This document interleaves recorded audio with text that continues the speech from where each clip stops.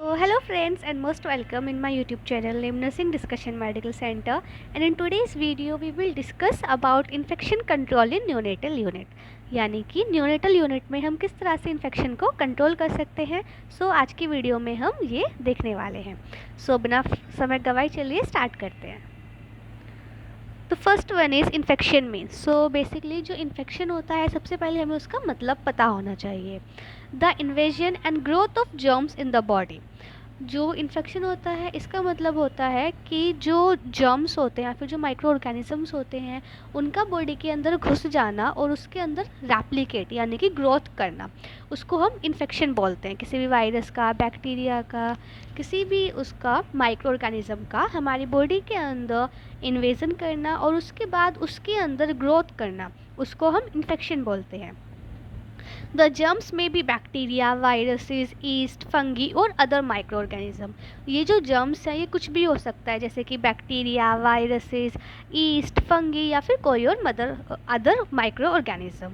Infection can begin anywhere in the body and may spread all through it. जो infection है वो body में किसी भी जगह पर कहीं पर भी स्टार्ट हो सकता है। इसके अलावा वो जो है जो हमारी ऑल बॉडी है उसमें स्प्रेड हो सकता है। An infection can cause fever and other health problems. एक इन्फेक्शन जो होता है वो फीवर को कॉज कर सकता है, इसके अलावा other health problems depending on where it occurs on the body. यानी कि जो इन्फेक्शन है वो किस जगह पर बॉडी पे जो है अकर कर रहा है उसके बेसिस पे जो है वो हमको अदर हेल्थ प्रॉब्लम्स कॉज कर सकता है। और इन्फेक्शन जो होता है जैसे आपको पता ही होगा, अगर किसी को इन्फेक्शन होता है तो सबसे पहले साइन एंड सिम्टम क्या आता है, वो होता है fever. Now what are the types of infection. Basically दो तरह के इन्फेक्शन होते हैं। The first one is acute and the second one is chronic. Now common sources, क्या क्या कॉमन सोर्सेज होते हैं इन्फेक्शन की। These are some common sources which you can see in this image, जहाँ से जो इन्फेक्शन है वो ट्रांसमिट होता है in the neonatal unit. Now common infections, central line associated blood stream infection. जो सेंट्रल लाइन होती है उसके थ्रू जो है ब्लड स्ट्रीम से जो है इन्फेक्शन बच्चे के अंदर कॉज हो सकता है। इसके अलावा pneumonia, neonatal sepsis and device associated infections. Now जो एक इन्फेक्शन होता है उसको आप किस तरह से जो है उसको रोक सकते हैं, किस तरह से आप उसका प्रिवेंशन कर सकते हैं। पहली चीज़ जो हमारे माइंड में आती है डैट इज़ हैंड हाइजीन। यानी कि हमें जो है अच्छे से अपने जो हाथ है उनकी हाइजीन को मेंटेन करके रखना है। इसके अलावा अच्छे तरीके से हैंड वॉशिंग जो है हमें परफॉर्म करनी है। नाउ आपको पता होगा कि बेसिकली हमारे 5 मूवमेंट्स होते हैं हैंड हाइजीन के। अगर आपको ये नहीं पता है तो ये आपको पता होने चाहिए because these are very important. First one होता है before touching a patient, before clean aseptic procedure, after body fluid exposure risk, after touching a patient and after touching patient surroundings. कौन कौन सी 5 बेसिक जो है हैंड वॉशिंग मूवमेंट्स होते हैं।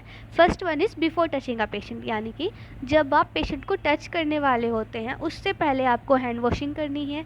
इसके अलावा अगर आप कोई भी क्लीन या फिर एसेप्टिक प्रोसीजर को करने जा रहे हैं उस टाइम पर आपको हैंड वॉशिंग करनी है। इसके अलावा अगर जो पेशेंट है आप उस कोई भी फ्लूइड जो है उसके एक्सपोजर में आए हैं, जिस सपोज़ कि जो उसका यूरिनरी बैग है उसके एक्सपोजर में आया है, तो आपको जो है हैंड वॉशिंग करनी है after body fluid exposure risk. इसके अलावा अगर आप पेशेंट को टच कर चुके हैं उसके बाद आपको हैंड वॉशिंग करनी है। एंड ऑल्सो अगर आप पेशेंट की कोई भी सराउंडिंग को भी टच कर रहे हैं तो भी आपको हैंड वॉशिंग करनी है। These are the 5 hand movements जो कि हैंड वॉशिंग मूवमेंट जो कि आपको परफॉर्म करने होते हैं। Now visitors, respiratory infections, gowning and hand wash. Using aseptic techniques for procedure. अगर आप कोई भी प्रोसीजर करने जा रहे हैं तो उसके लिए आपको क्या करना है, आपको एसेप्टिक टेक्निक जो है उसका यूज़ करना है। नाउ स्किन केयर, जो न्यूनेटल यूनिट है उसके अंदर बच्चे का क्या करना है, जो स्किन केयर है उसको आपको अच्छे से परफॉर्म करना है। इसके अलावा isolation procedure, contact isolation for infected neonates. जो इन्फेक्टेड न्यूनेट्स हैं उनका जो है आपको कॉन्टैक्ट आइसोलेशन करना है। इसके अलावा placed in a separate room and gown, mask, cap and gloves to be used. अगर कोई भी बच्चा है और अगर वो इन्फेक्टेड है तो उसको क्या करना है, उसको सेपरेट रूम में प्लेस करना है। इसके अलावा gown, mask, cap and gloves जो है आपको यूज़ करने हैं।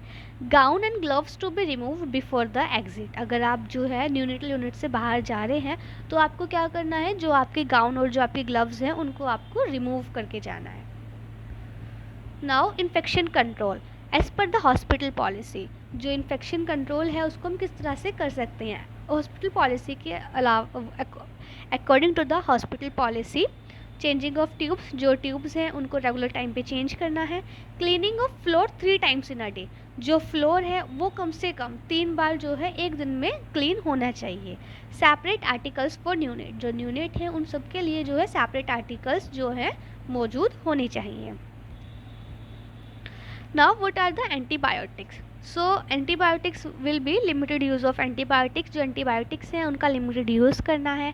Culture and sensitivity, more use can को सेंसिटिविटी। अगर आप ज़्यादा एंटीबायोटिक्स का यूज़ करेंगे तो उसकी वजह से क्या हो सकता है, सेंसिटिविटी जो है बच्चे के अंदर कोज हो सकती है। Catheter related practices, aseptic procedure for insertion and care. अगर आप कोई भी कैथेटर जो है बच्चे में इंसर्ट कर रहे हैं तो उसके टाइम पे आपको इंसर्शन के टाइम पे क्या करना है, आपको एसेप्टिक टेक्निक जो है वो परफॉर्म करनी है। Date and time of insertion, dressing, removal should be entered in a standardization form. जो डेट और टाइम है इंसर्शन का, ड्रेसिंग का, इसके अलावा रिमूवल, उनको क्या करना है, एक स्टैंडर्डाइजेशन फॉर्म में जो है आपको नोट डाउन करना है। Use semi permeable transport dressing to cover the site. अगर कोई भी इन्फेक्शन की साइट है या फिर कोई भी स्टोमा है या फिर कुछ भी है तो आप अगर वहाँ पर ड्रेसिंग हो रही है तो वहाँ पे आपको क्या करना है, आपको सेमी परमेएबल या फिर ट्रांसपोर्ट ड्रेसिंग का जो है यूज़ करना है। Cleaning of infection pot with 70% alcohol, जो भी इन्फेक्शन पॉट है उसको आपको क्लीन करना है विथ 70% अल्कोहल से। Now gowning. सो गाउनिंग में क्या करना है, जस्ट इन सेकेंड। हाँ, gowning routine use help in decreasing nosocomial infection rate. जो रूटीन रेट होता है, यानी कि अगर हम गाउनिंग का सही से यूज़ करते हैं तो उसकी वजह से क्या होता है कि नोजोकोमियल इन्फेक्शन जो होता है उसकी चांसेस डिक्रीज हो जाती हैं। Should be use in specific condition in which the risk of contamination is high. हमको जो है ये स्पेसिफिक कंडीशन में जो है यूज़ करना है जहाँ पर जो रिस्क होती है कंटामिनेशन की वो हाई होती है। When the infant is being held, उस टाइम पर भी हमें जो है गाउनिंग का यूज़ करना है। Now fumigation, no additional benefit if excellent house keeping and asepsis, mostly done routinely and during endemic. Now general house keeping, cleaning should be follow in patient areas, accessory areas then adjacent areas. जो cleaning है उसको आपको follow करना है patient का जो accessory areas है rather than the adjacent areas. Dry dusting to be avoided, जो ड्राई डस्टिंग होती है उसको आपको अवॉइड करना है। इसके अलावा sink to be clean with detergent at least once in a day, जो सिंक होती है उसको क्लीन करना है with detergent at least once in a day, at least once in a day. जो सिंक है उसको क्या करना है, उसको क्लीन करना है डिटर्जेंट के साथ कम से कम एक दिन में एक बार। नाउ ब्रेस्ट मिल्क, जो ब्रेस्ट मिल्क होता है ये प्रिवेंट्स करता है रेस्पिरेटरी इन्फेक्शन को। जो इन्फेक्शन होता है वो छोटे बच्चे में डायरिया को कोज कर सकता है। Breast milk contain micro nutrients which help in prevention of infection. जो ब्रेस्ट मिल्क होता है वो क्या करता है, वो माइक्रो न्यूट्रिएंट्स को कंटेन करता है जो कि मदद करता है in the prevention of infection. Also जब इनिशियल ब्रेस्ट फीडिंग मदर कराती है तो उसमें क्या होता है, उसमें ऑक्सीटोसिन की वजह से कोलेस्ट्रॉम, जो मदर के ब्रेस्ट से फर्स्ट मिल्क जो होता है उसे हम कोलेस्ट्रॉम बोलते हैं। सो जब वो रिलीज़ होता है तो उसके अंदर बहुत सारी जो है इम्यूनोग्लोबिन्स एंटीबॉडीज़ जो है माँ की जो है वो बच्चे के अंदर जाती है, जिसकी वजह से जो इन्फेक्शन का जो प्रिवेंशन है वो बच्चे में हो पाता है। Lactoferrin contains anti microbial immune building effects. जो लैक्टोफेरिन होता है ये कंटेन करता है anti microbial immune building effects को। नाउ वेस्ट मैनेजमेंट, जो न्यूनेटल इन्फेक्शन जो न्यूनेटल यूनिट होती है वहाँ पे जो है आप किस तरह से वेस्ट मैनेजमेंट का जो है वो कर सकते हैं। The first one is segregation of waste. Second one is washing of dustbin daily. Emptying the dustbin and blood spills should be removed immediately. So आपने जो है BMW के बारे में पढ़ा होगा, that is biomedical waste management. So उसमें क्या करते हैं कि उसमें जो है हमारे 4 तरह की जो है बकेट्स होती हैं. उसमें क्या रहता है, एक रेड होती है, एक येलो होती है, एक ब्लू, एक ब्लैक. इसके अलावा एक और होता है, डेट इज़ फिफ्थ, जो होता है हमारा वाइट कलर का, जिसे हम पंचर प्रूफ कंटेनर भी बोलते हैं. सो वाइट वाले में क्या जाता है, वाइट वाले में ज़्यादातर हमारे जितने भी नीडल होती है या फिर नीडल्स को हम बोल सकते हैं, वो हम सारे उसमें डालते हैं. इसके अलावा जो आपका येलो वाला होता है, इसके अंदर हम ह्यूमन एनाटॉमिकल वेस्ट डालते हैं, जैसे कि प्लेसेंटा हो गया. इसके अलावा अगर कोई भी ड्रेसिंग का मटेरियल है वो हम उसमें डालते हैं, अगर उसमें ब्लड लगा होता है. इसके अलावा क्या होता है कि जो मेडिकेशन होती हैं जो एक्सपायर्ड हो जाती हैं, उनको भी हम ज़्यादातर येलो वाला जो हमारा डस्टबिन होता है उसमें डालते हैं. इसके अलावा जो हमारा ब्लू होता है उसमें हम क्या डालते हैं, उसमें हम जितने भी शार्प्स होते हैं वो सब हम उसमें डालते हैं. जो हमारा रेड वाला होता है उसमें जितने भी प्लास्टिक ट्यूब्स रहती हैं, जैसे कि IV सेट्स वगैरह की ट्यूबिंग्स वगैरह, वो सब हम रेड में डालते हैं. और जो हमारा ब्लैक वाला होता है, डेट इज़ किचन वेस्ट.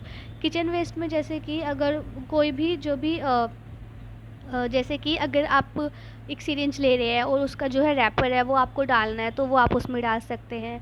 आप अगर आपने IV सेट ओपन किया है तो IV सेट का जो रैपर है वो आप ब्लैक में डाल सकते हैं. इस तरह से जो है हमारा बायोमेडिकल वेस्ट मैनेजमेंट में जो है हम जितना भी हमारा कूड़ा होता है वो हम उसमें डालते हैं. सो वेस्ट मैनेजमेंट में आपको क्या करना है कि जो सिग्रीगेट करना है वेस्ट को, जो डस्टबिन है उनको डेली वॉश करना है, उनको टाइम टू टाइम एम्प्टी करना है. इसके अलावा अगर कोई भी ब्लड स्पिल वगैरह है वो इधर उधर गिर गई है तो उसको जो है रिमूव करना है इमीडिएटली. नाउ आई होप कि आपको यहाँ तक समझ में आ गया होगा. इफ़ आपको मेरी वीडियो समझ में आई है या फिर आपको कहीं पर कोई भी डाउट है तो आप मेरे को कमेंट सेक्शन में बता सकते हैं. इसके अलावा यहाँ पर आपके लिए कुछ क्वेश्चंस हैं, सो आपको इनका जो आंसर है वो कमेंट बॉक्स में लिखकर मुझे बताना है. The first one is what are the 5 movements of hand hygiene. So आपको बताना है कौन कौन से 5 मूवमेंट्स होते हैं हैंड हाइजीन के, कमेंट बॉक्स में. इसके अलावा कॉमन सोर्सेज ऑफ इन्फेक्शन जो हैं वो कौन कौन से होते हैं वो आपको कमेंट बॉक्स में मेरे को लिख के बताना है. Now thank you. आज की वीडियो में बस इतना ही. आई होप आपको समझ में आया होगी वीडियो. कहीं पर भी अगर आपको लगता है कि नहीं समझ में आया है तो आप आराम से कमेंट बॉक्स में लिख सकते हैं. मैं ट्राई करूँगी कि मैं आपका नेक्स्ट वीडियो में उसका आंसर कर सकूँ. Thank you.